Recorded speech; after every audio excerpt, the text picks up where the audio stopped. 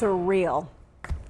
I bet many of you saw the headline and thought, this for real? Well, yes. Yes, it is. ABC is yanking Jimmy Kimmel's show off the air indefinitely. Why? His Monday night monologue that included comments about the alleged assassin of Charlie Kirk. Just a short time ago, President Trump weighed in, writing, "Great news for America. The ratings challenge Jimmy Kimmel show is, all caps, canceled. Congratulations to ABC for finally having the courage to do what had to be done. Kimmel has zero talent and worse ratings than even Colbert, if that's possible. That leaves Jimmy and Seth, two total losers on fake news NBC. Their ratings are also horrible. Do it, NBC! Exclamation point, exclamation point, exclamation point." Now, to be clear, ABC isn't actually using the word canceled. They say that Kimmel's show has been preempted indefinitely, not outright canceled. And another thing to point out, Trump happens to be in the UK right now. So it was 1 o'clock in the morning when he heard the news, posted that. Here's what Kimmel actually said in his opening monologue on Monday that seems to be the source of the backlash. We hit some new lows over the weekend with the MAGA gang desperately trying to characterize this kid who murdered Charlie Kirk as anything other than one of them and doing everything they can to score political points from it. In between the finger pointing, there was grieving. On Friday, the White House flew the flags at half-staff, which got some criticism. But on a human level, you can see how hard the president is taking this. My condolences on the loss of your friend Charlie Kirk. May I ask, sir, personally, how are you holding up over the last day and a half, sir? I think very good. And by the way, right there, you see all the trucks? They've just started construction of the new ballroom for the White House, which is something they've been trying to get, as you know, for about 150 years. And it's going to be a beauty. Yes. Okay. He's at the fourth stage of grief, construction. There's demolition, construction. This is not how an adult grieves the murder of someone he called a friend. This is how a 4-year-old mourns a goldfish, okay?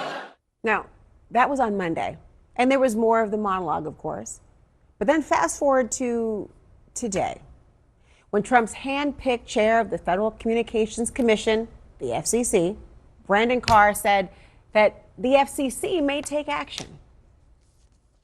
You know, when you look at the conduct that has taken place by Jimmy Kimmel, it appears to be some of the sickest conduct possible. Obviously, look, there's calls for Kimmel to be fired. I think, you could certainly see a path forward for suspension over this. And again, the FCC is going to have remedies that we could look at. Carr suggested that local TV stations should punish Kimmel by not running his show. So, do you know what happened next? At least 2 owners of ABC-affiliated stations, they did just that. ABC itself pulled the plug shortly after. Now, as you know, Trump has long made it known that he is not happy with the late-night TV hosts, who he accuses of being too politically one-sided against him. After CBS announced in July that Stephen Colbert's show was canceled, Trump said Kimmel and Jimmy Fallon would be next. We'll have reaction from comedian D.L. Hugley in just a moment. But let's first turn to my panel to digest exactly what has happened tonight, and it is at a whiplash pace. CNN chief media analyst Brian Stelter's here, executive editor at Deadline Dominic Patton, also comedian and host of Stand Up with Pete Dominic. I'm glad to have all of you here. I mean, everyone's drinking the news from a fire hose since this decision came out. Brian, why did they come to this decision, ABC? Well, ABC executives knew that some local stations were running scared, Laura. The ABC broadcast network is carried over the airwaves by local stations that are licensed by the FCC, and most of those stations are owned by other companies, not Disney. And several of those companies have pending business before the FCC. Now, in the pre-Trump era, this wouldn't matter very much. The government regulators that oversee the airwaves basically have just rubber-stamped licenses for decades. If you own a station, you get renewed every 8 years. But President Trump has weaponized the FCC. He's repeatedly threatened station licenses, and FCC Chair Brendan Carr has followed Trump's lead. That's why we heard him on a right-wing podcast this afternoon threatening Disney and urging ABC to suspend Kimmel, to punish Kimmel somehow. Now, I'm told that Kimmel wanted to address this uproar during his taping tonight, but ABC pulled the plug about an hour or so before the taping could begin, mostly because ABC was hearing from those other station owners that were afraid of the threats and wanted to make sure that they were not punished by the government.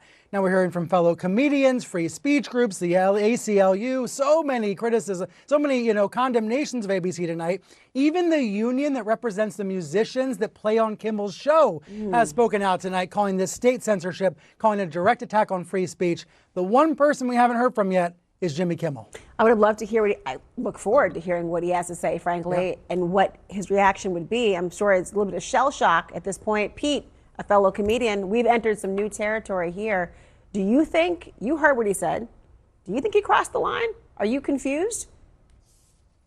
No, he didn't cross the line. First of all, comedy should be legal. This is, hopefully historians refer to this as the great capitulation. I mean,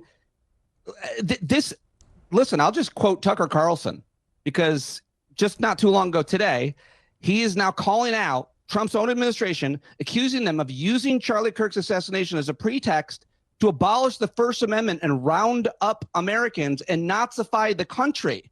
I mean, that's Tucker Carlson's words, not mine. So I haven't heard that. I want to hear it. As far as comedians are outraged right now. Comedians are losing their minds right now because we are in solidarity. You're going to hear from Jimmy Kimmel and probably on Stephen Colbert's show or all of their shows. Tomorrow night, I hope Colbert has Jimmy Kimmel on. I hope he has hundreds of other influential comedians on. This cannot last. And I mean, most importantly, we need to all be speaking out. And Michael Ian Black, who, of course, is on the great show that you guys have on Saturday nights with Roy Wood and Amber Ruffin, hilarious comedian, has a great piece out about this because right now we need to be speaking out now more than ever. People are terrified. I've been inundated. He's been inundated with warnings, and he writes they're well-intentioned, these people that are concerned. I could not disagree with them. But now more than ever, it's vital that Americans not self-censor. Now more than ever, it's important for people to express themselves, especially comedians. Let's talk about that, Dominic, because ABC, they say this is not a cancellation. Here is where we talk about the semantics of the conversation. It's an indefinite suspension. Sounds very similar to me. Indefinite off air. He is also the host still, though, of ABC's Who Wants to Be a Millionaire. But like Brian has mentioned, his contract for the late night show, I think it's up at the end of this year. That's right. Will he return to his late night show? Should he, even if they offer it back to him? I mean, to take him off based on what's happened here, I'm not sure where he goes from there. Well, look, you always have to ask yourself, Laura, do you want to get back together with the person who just broke up with you, even if they say they love you again? You know, the fact of the matter is Disney made a very, very hard decision here. This went on, as we've talked about, I think Brian brought it up, and we've reported it on Deadline. There was a lot of conversations today about this, and there was a lot of trepidation about what Jimmy was going to say today. They hadn't let the audience into his Hollywood Boulevard studio today. Really? They were pretty close. So I think the real question is what is the next? Because there's a greater context here. We saw a South Park episode that criticized and mocked Charlie Kirk, whose death was an absolute tragedy. Please, nobody think that I or anyone should think otherwise.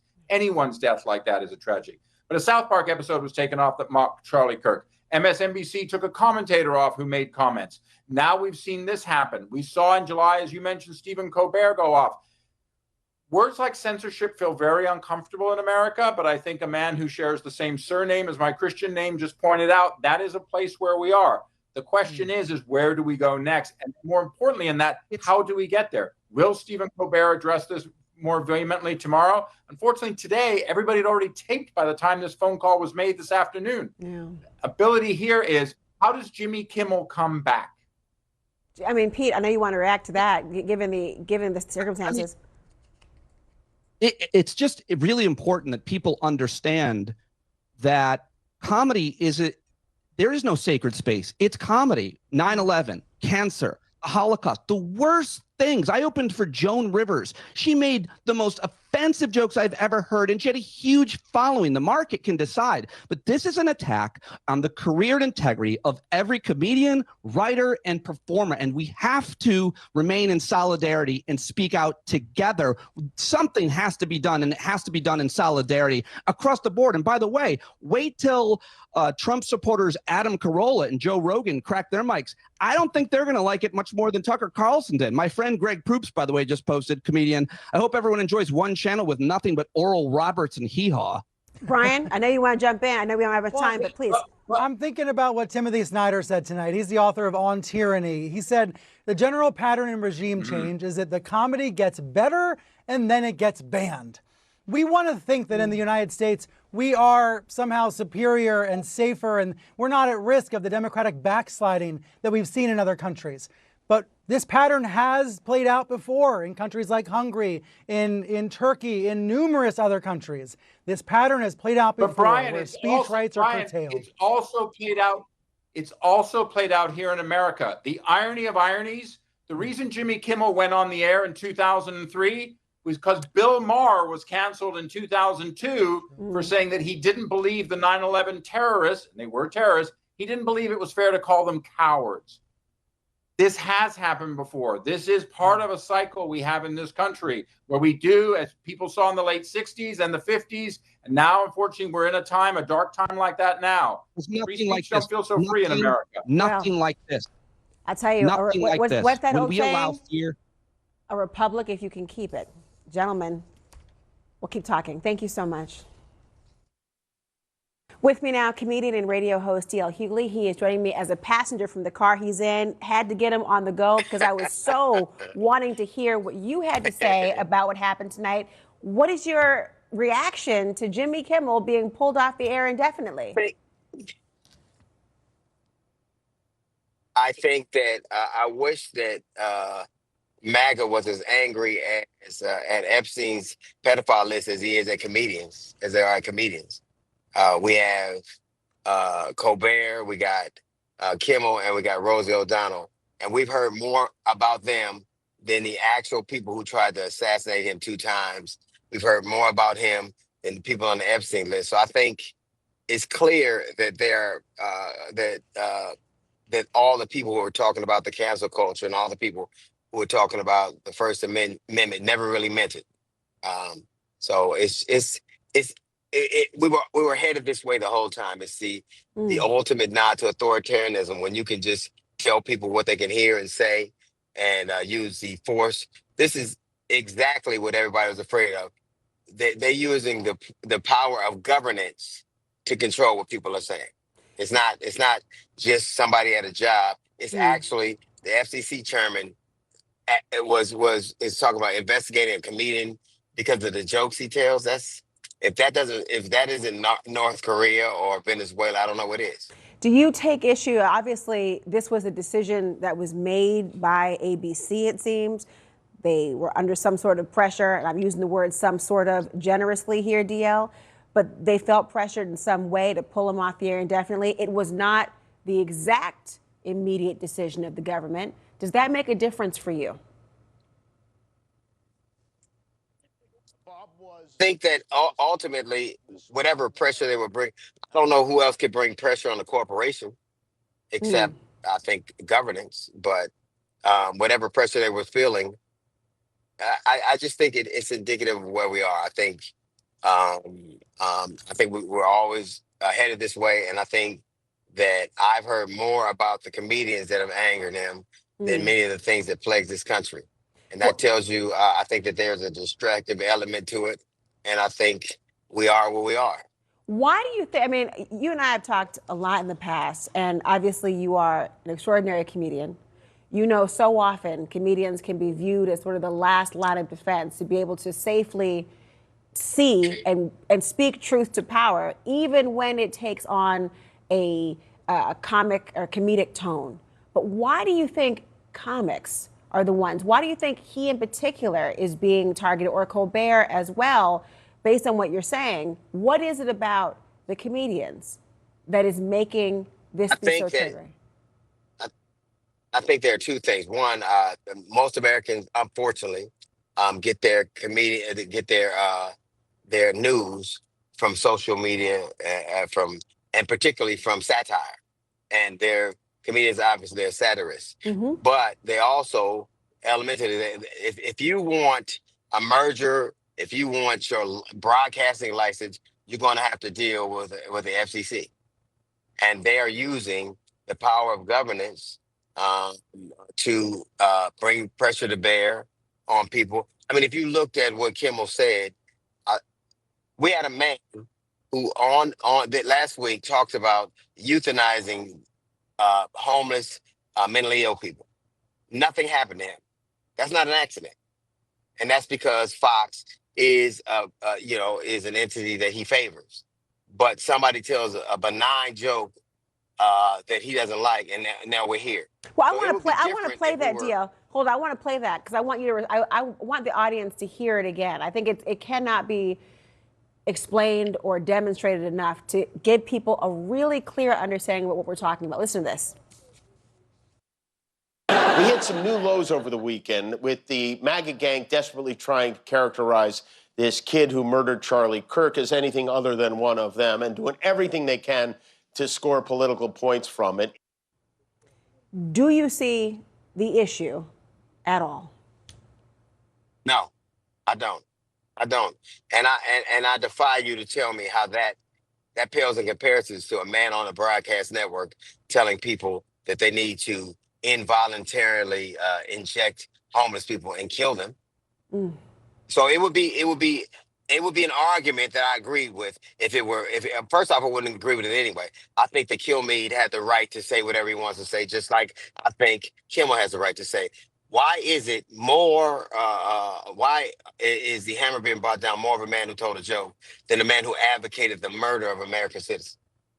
And I defy anybody to make that make any reasonable sense. No one, no one. Freedom of speech means that people might say things that you don't like. I haven't liked any number of things, and I've defended them. But I think we are here now because we have people who will do the bidding of Trump and who will use the power of governance to get what they want. You know, you often hear And when, we're talking. DL, one sec. I want you to continue, but I can't help but think I've seen some similar movie like this before, when there is an apology expected or an apology then given. Do you think Kimmel will be asked to apologize? Should he apologize? Would you apologize? No, for telling a joke. No, no. I think that I've watched people say any number of offensive things that I've defended. Now, I don't. I mean, from Mar to Image to Rocker to Michael Richards, like all of these guys, I've watched them tell jokes and I've defended them. Ultimately, you have a group of people who were now at one point talking about the cancel culture and woke and all this kind of stuff, and now they're actually doing the very same things that they say there was an anathema to. Whatever happens, all of those people were once vociferous protectors of the right of free speech. And I think that if you look at what Charlie Kirk stood for, it was the right to express himself in a manner that made people in society uncomfortable. I think that it's disingenuous for society to take that away from somebody else who said something they don't like. DL, we often talk about a chilling effect when it comes to the media or otherwise. This decision, do you think it will have a chilling effect on comedians, on the entertainment industry, on people's willingness to speak their mind? I obviously will. I think that there had always been a problem to me when corporations owned entertainment companies, because one, they're immediately at odds with each other. One is concerned about the bottom line, and one is concerned about a creative outlet. I think that you can always tell when there are people who are more concerned about a fiduciary outlook as opposed to a creative one. And I think we're here now because when you looked at LL Cool J and he was hosting the MTV Awards and he said that's not the place for this. Art, by definition, is a place where artists express what they're seeing. And it is oftentimes when we're being entertained. When you now have people who are telling you what you can say and can't say, every American should be offended by that. Every American should be up in arms about that, because what people don't seem to realize, it won't always be you, the people who you like, in charge. Hypocrisy is a cancer, isn't it? DL Hugley, thank you. Always. Stay with us. Jimmy Kimmel's ousting has a lot of people asking, who gets the title the party of cancel culture now? My political panel will debate it next. Plus, new tonight, former Vice President Kamala Harris is revealing Governor Walz wasn't exactly her first pick for running mate.